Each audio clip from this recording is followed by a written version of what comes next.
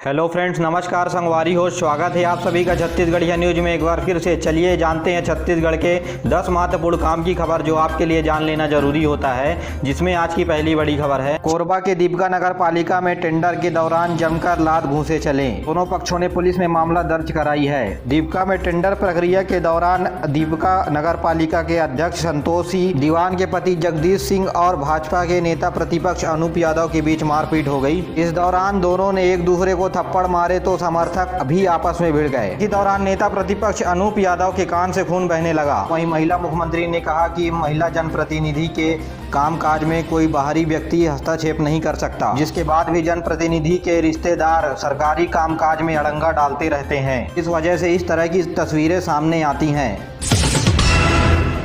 छत्तीसगढ़ के सांस्कृतिक और पर्यटन मंत्री अमरजीत भगत जिले के प्रभारी मंत्री बनाए जाने के बाद ये उनका पहला दौरा था। इस दौरान नेता और कार्यकर्ताओं ने जमकर इनका स्वागत किया। इस दौरान मंत्री से लोगों ने शराबबंदी को लेकर के सवाल पूछा तो उन्होंने इस सवाल को अनसुना कर दिया। कहा कि कुछ सुनाई नहीं दिया। इस पर बीजेपी हमलावर हो गई है प्रदेश सरकार के खिलाफ। इस बात पर डॉक्टर रमन सिंह पूर्व मुख्यमंत्री ने ट्वीट करके कहा कि कांग्रेस को चुनाव से पहले सब दिखाई और सुनाई देता था, अब सत्ता में आ गए हैं तो न उन्हें कुछ दिखाई देता है ना कुछ सुनाई देता है। छत्तीसगढ़ के मुख्य सचिव अमिताभ जैन ने सभी कलेक्टरों से वीडियो कॉन्फ्रेंसिंग के माध्यम से चर्चा की। उन्होंने बैठक में फ्लैगशिप योजनाओं को लेकर के कुछ जरूरी निर्देश दिए। उन्होंने कहा कि स्वामी आत्मानंद स्कूल के द्वारा जिस तरह शैक्षणिक इंफ्रास्ट्रक्चर का विकास किया गया, इसी तरह सीएम भूपेश बघेल ने प्रदेश के सभी मेडिकल इंफ्रास्ट्रक्चर को बनाने के निर्देश दिए हैं और इसको बढ़ावा देने के लिए सभी जिलों में कार्य योजना बनाई जाए। मुख्य सचिव अमिताभ जैन ने ये भी कहा कि मुख्यमंत्री ने गोठानों की भूमिका और गोबर की उपयोगिता को देखते हुए राइस मिल लगाने के लिए तथा कोदो कुटकी के लिए हॉलर मिल जैसी संभावनाओं को जमीनी रूप देने के लिए निर्देश दिए हैं। इसके बाद जिला कलेक्टर मीटिंग कर इनकी संभावनाओं को भी तराशें।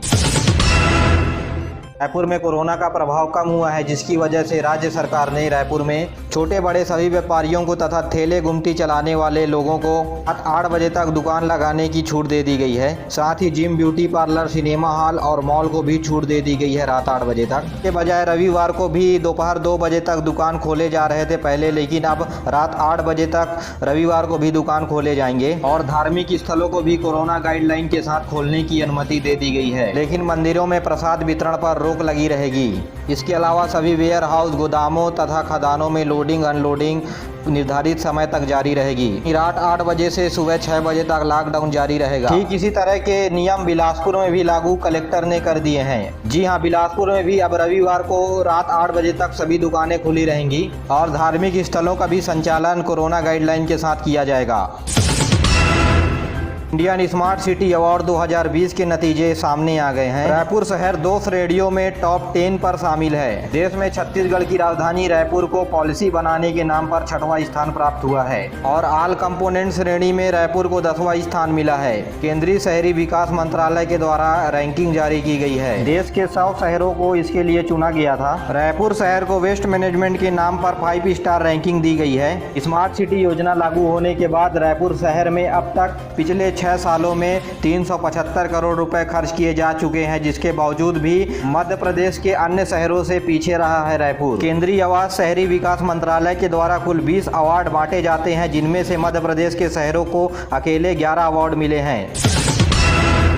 दुर्ग जिले के खाद्य विभाग की आईडी को हैक करके सैकड़ों फर्जी राशन कार्ड बनाने का खुलासा हुआ है। खाद्य विभाग के कंप्यूटर की जांच के दौरान यह पता चला। खाद्य विभाग की मुख्य दीपा वर्मा ने इसकी जानकारी सिटी कोतवाली थाने में जाकर रिपोर्ट दर्ज करवाकर पुलिस को दी है। जांच में पता चला कि दुर्ग, धमधा, पाटन क्षेत्र समेत भिलाई 3 में 185 फर्जी राशन कार्ड बन गए। इनमें से 44 राशन कार्ड का उपयोग कर राशन सोसाइटी से निकाला गया। मामले में पुलिस ने अज्ञात आरोपियों पर मामला दर्ज किया। राशन कार्ड बनाने के लिए 9 IP एड्रेस का उपयोग किया गया। आईडी को हैक कर राशन कार्ड बनाने का ये पहला मामला सामने नहीं आया। इसी तरह की घटनाएं 2018 में भी आ चुकी है।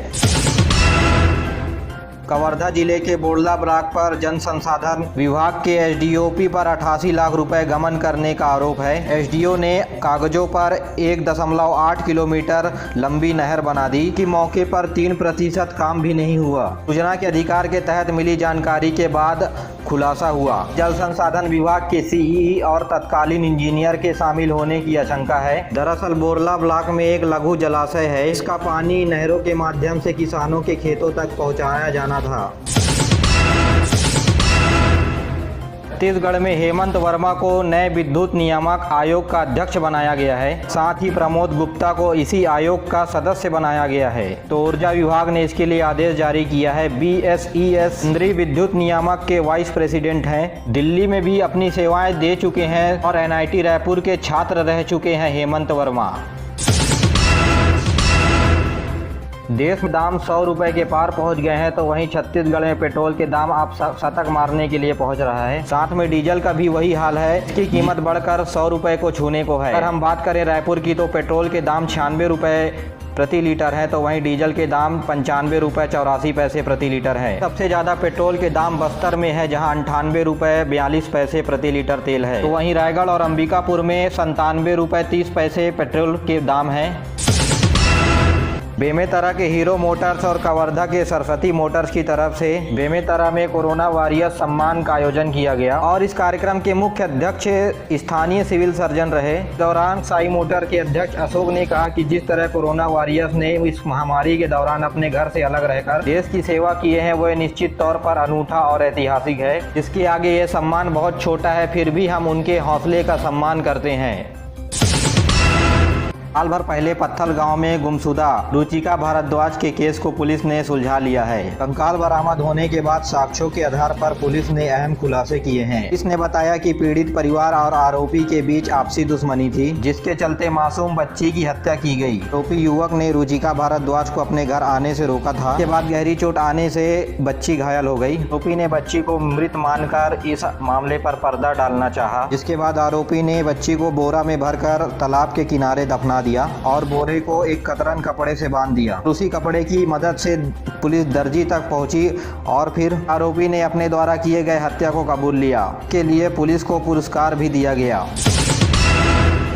महासमुंद में 37 लाख रुपए कैश जब्त किया गया है। रेहटी खोल चेक पोस्ट पर 37 लाख रुपए पुलिस के द्वारा जब्त किया गया है। आरोपी कैश को लेकर के कोई कागज नहीं दिखा पाए, जिस कारण 37,28,900 रुपए कैश के साथ 2 आरोपियों को पकड़ लिया गया।